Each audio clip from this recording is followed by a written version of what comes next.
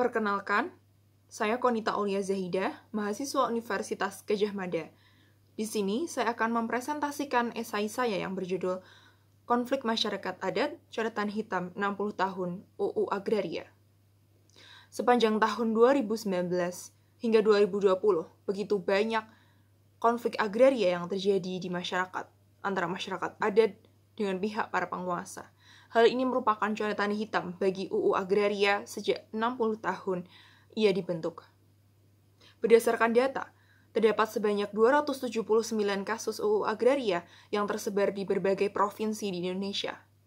Dengan provinsi yang menduduki konflik agraria tertinggi adalah Jawa Barat sebanyak 28 kasus, Sumatera Utara 24 kasus, dan Kalimantan Tengah 23 kasus. Beberapa kasus yang juga sempat berdengung di masyarakat adalah diantaranya konflik antara masyarakat adat penunggu Kampung Durian, Kabupaten Langkat, Sumatera Utara, dengan PT PN 2. Kemudian ada juga konflik terkait dengan masyarakat adat Pubabu dengan pemerintah Provinsi Nusa Tenggara Timur. Dua konflik tersebut terkait dengan penggusuran rumah dan lahan pertanian milik masyarakat adat. Ini sangat disayangkan karena hak masyarakat adat ini tertuang dalam UU PA nomor 5 tahun 1960 pasal 5 yang berbunyi bahwa hukum agraria yang berlaku atas bumi, air, dan ruang angkasa adalah hukum adat selama tidak bertentangan dengan kepentingan nasional dan negara. Kemudian perlu digarisbawahi juga bahwa terdapat berbagai pelanggaran selama penyelesaian konflik agraria, yaitu salah satunya adalah kekerasan yang dilakukan aparat negara. Berdasarkan data yang dikeluarkan oleh Konsorsium Pembaharuan Agraria pada tahun 2019, terdapat sebanyak 258 kasus kriminalisasi yang dilakukan oleh aparat negara, kemudian sebanyak 301 dianiaya, dan sebanyak 24 tertembak dan 14 tewas. Ini sangat disayangkan karena aparat negara yang seharusnya melindungi masyarakat justru membuat konflik agraria semakin berkepanjangan. Kemudian, berdasarkan konflik-konflik yang sudah ada, dapat disimpulkan bahwa terdapat 3 penyebab konflik. Yang pertama yaitu komunikasi. Ini diartikan adanya miskonsepsi, mispengertian, dan penerimaan informasi yang ada di masyarakat. Ini dikarenakan kurangnya sosialisasi yang dilakukan kepada masyarakat adat. Kemudian yang kedua adalah terkait dengan struktur. Ini dikarenakan adanya perbedaan kepentingan antar lapisan masyarakat.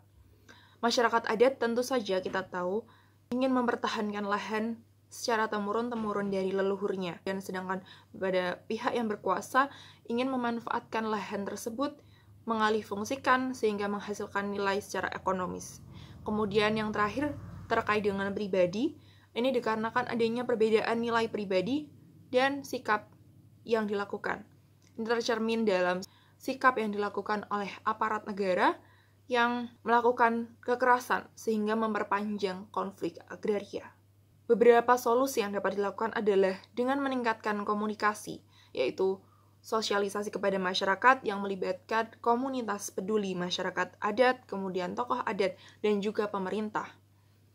Mengapa perlu melibatkan tokoh adat? Ini karena tokoh adat adalah opinion leader atau pemuka pendapat, sehingga pendapatnya ini dapat didengar oleh masyarakat adat lainnya. Namun, tentu saja perlu bimbingan agar opini yang diberikan ini bersifat menenangkan masyarakat, bukan memprovokasi. Kemudian juga diperlukan adanya pengumpulan bukti, baru kemudian dilakukan tindakan kepada masyarakat adat yang ada di daerah tersebut.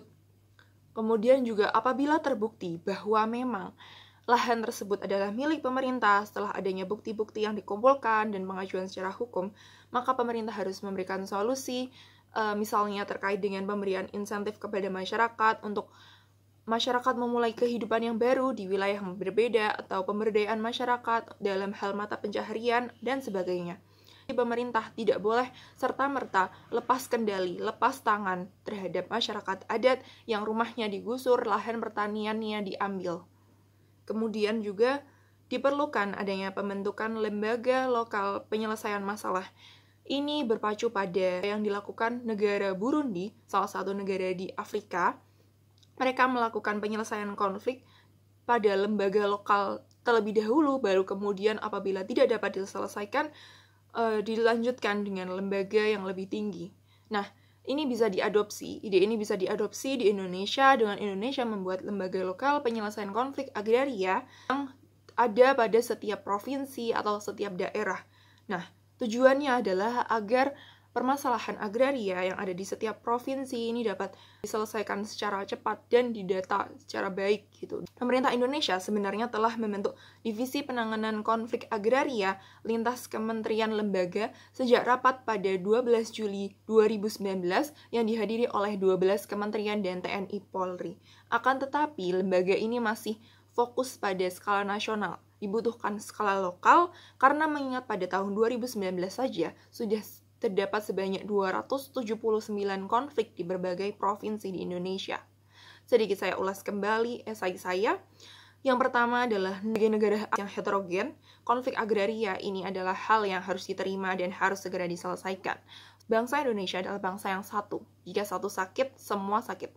Jika satu ditindas, semua terluka. Coretan hitam UU Agraria ini adalah catatan sejarah yang harus selalu diingat, sehingga tidak terulang kembali. Sekian presentasi dari saya. Terima kasih.